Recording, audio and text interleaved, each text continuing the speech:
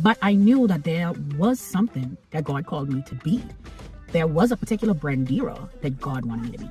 And so getting to know God, I think I always knew who God was because I grew up in a church and I attended church every Sunday. I attended Bible study. We had Bible study. My parents attended. I think I was always in the background listening. I was part of my praise and worship team. I was a part of my choir. I was a part of the dance ministry. I attended youth ministry. I attended children's ministry. So my life was not void of knowing who God was. But I think for me, I was kind of just going through the motions. I just was doing what I felt like I was supposed to do as it relates to my relationship with God. And for me, the first instance, when I think back of me really being mindful and wanting to be serious about understanding who God is and living according to the way God wanted me to live, was when I first became pregnant.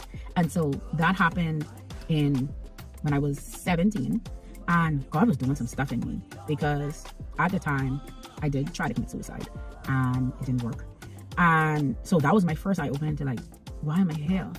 And after a while, even during the pregnancy, I stopped and I thought and I said, okay, I'm going to be responsible for another human being.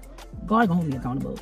I got to get it together. And I think that was my first instance of actually wanting to abide by what I knew God wanted me to be.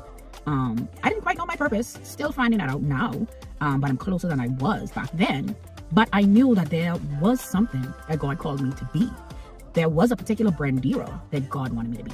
And so, yeah, that was my first instance of actually seeing some of the characteristics of God, that he was able to forgive me and he was able to put in my spirit and put in my heart, hey, I have something more for you. You got to live with your purpose. And so, hey, it's just a reminder, get to know him, because you never know what he has in store for you until you actually stop, look, and listen to his word, listen to his voice, seek to get to know